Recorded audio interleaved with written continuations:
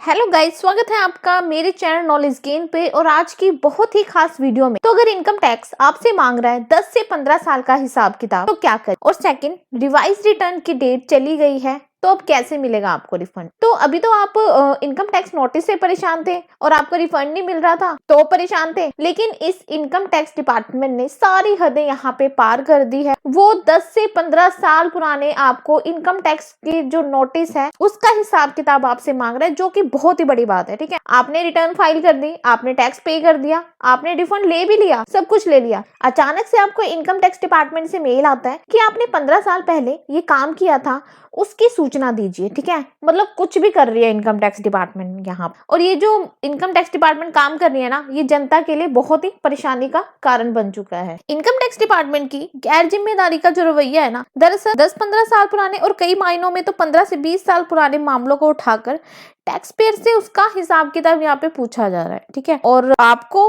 Department mail, message, चिट्ठी भेज चुका है। तो यहाँ पे आप क्या कर सकते हो, इसका सॉल्यूशन क्या है, इसके बारे में हम यहाँ पे बात करेंगे। तो पिछले 5-6 साल से ना प्रोसेस बहुत आसान हो गया था।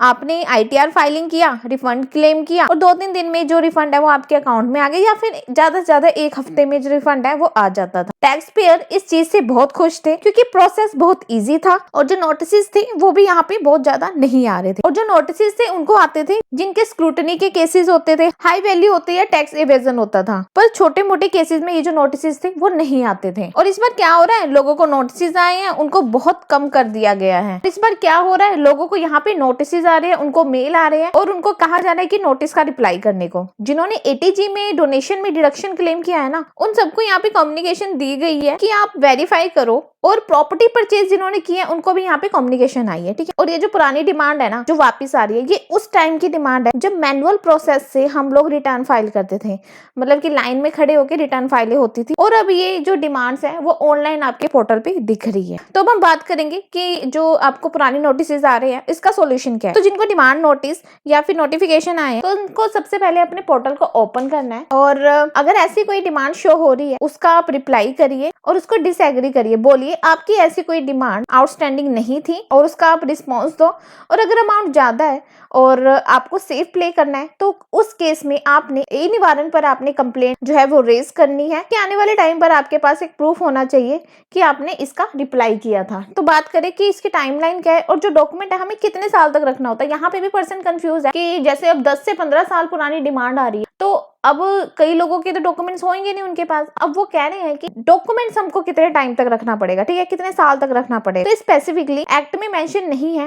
एक्ट में जो मेंशन है वो ये है कि कितने सालों तक नोटिस आ सकते हैं। 7 से 8 साल तक आपको नोटिस आ सकते हैं।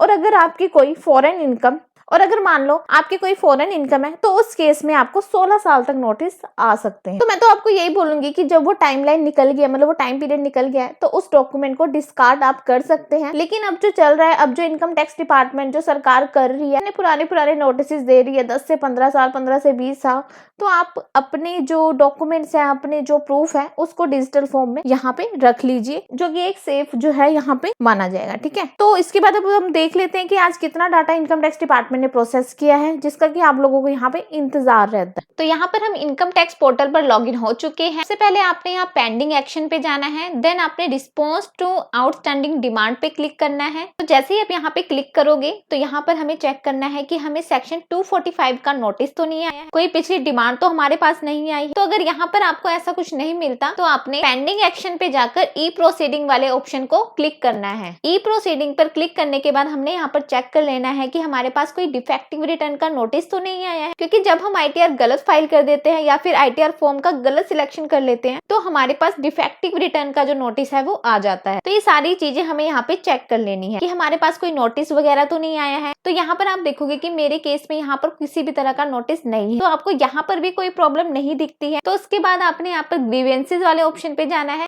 देन सबमिट ग्रीवियंस पे क्लिक करना है। तो यहाँ पर आपको रेलिवेंट डिपार्टमेंट सिलेक्ट करना है, जो कि हम CPC ITR को सिलेक्ट करेंगे। देन उसके बाद यहाँ पर आपने कैटेगरी सिलेक्ट करनी है। कैटेगरी में आपने प्रोसेसिंग वाले ऑप्शन को सिलेक्ट करना है कि मेरी प्रोसेसिंग नहीं हो पा रही है, और अगर मान लीजिए आपकी प्रोसेसिंग हो गई है और रिफंड नहीं आया, तो यहाँ पर आपने रिफंड वाली कैटेगरी को सिलेक्ट करना है। तो अभी हम यहाँ पर प्रोसेसिंग को सिलेक्ट करेंगे। उसके बाद आपने सब कैटेगरी में अदर प्रोसेसिंग वाले ऑप्शन को डाल देना है। देन आपने कंटिन्यू कर देना है। कंटिन्यू करने के बाद जो भी असेसमेंट ईयर है उसको सिलेक्ट करना है। जैसे कि असेसमेंट ईयर 25-26 है, उसको आपने सिंपली सिलेक्ट कर लेना है। देन यहाँ पे आपने ग्रीवियंस की डिस्क्रिप्शन डालनी है। तो यहाँ पर देखो आपको ना 2 लाइनों का डिस्क्रिप्शन देना है कि हमारी ITR प्रोसेस नहीं हो पा रही है, और यहाँ पर आपने डेट दे देनी है कि कौन सी डेट को आपने जो है वो ITR फाइल किया था, और उसका एक्नॉलेजमेंट नंबर वगैरह ये सारी डिटेल्स आपने यहाँ पर दे देनी है। और यहाँ पर आपको एक चीज याद रखनी है, सिर्फ 2 लाइन की डिटेल्स डालनी है, ज्यादा लंबा चौड़ी डिटेल्स यहाँ पे नहीं डालनी है। आपको यहाँ पर लेटर नहीं लिखनी है। देन उसके बाद नीचे की तरफ स्क्रॉल करोगे तो यहाँ पर आपको कुछ अटैचमेंट अपलोड करने के लिए बोला गया है, जो कि आपको नहीं करनी है। कोई भी अटैचमेंट आपको यहाँ पर अपलोड करने की जरूरत नहीं है। देन उसके बाद ये सब चीजें करने के बाद आपने सबमिट ग्रीवियंस कर देना है। सो गाइस, ग्रीवियंस सबमिट होने के 1-2 दिन के अंदर आपके पास रिप्लाई भी आ जाता है कि क्या प्रॉब्लम है, किस रीजन की वजह से आपकी ITR प्रोसेसिंग नहीं हो पा रही है, और अगर प्रोसेसिंग हो गई है तो आपको उसी तरह से मैसेज आ जाएगा। और अगर ITR में कोई दिक्कत है, कोई प्रॉब्लम है, कोई चीज आपने गलत दिखा दी, तो वो भी आपको यहाँ पर बता देगा कि आपकी ITR में मिस्टेक्स हैं और आप अपनी ITRs को रिवर्स करिए। तो इस तरह से अगर आपकी ITR प्रोसेसिंग नहीं हो पा रही या फिर रिफंड नहीं आ पा रहा है, तो अपने पोर्टल पर जाकर ये सारी चीजें आप चेकआउट कर सकते हैं। और अगर इसके बाद भी आपको कोई दिक्कत नहीं दिखती है, तो आप यहाँ पर ग्रीवियंस फाइल करके भी डिपार्टमेंट से पूछ सकते हैं। गाइज, आई होप आपको पूरा प्रोसेस पता चल गया होगा कि आप कैसे अपना प्रोसेसिंग और रिफंड का यहाँ पर चेकआउट कर सकते हैं।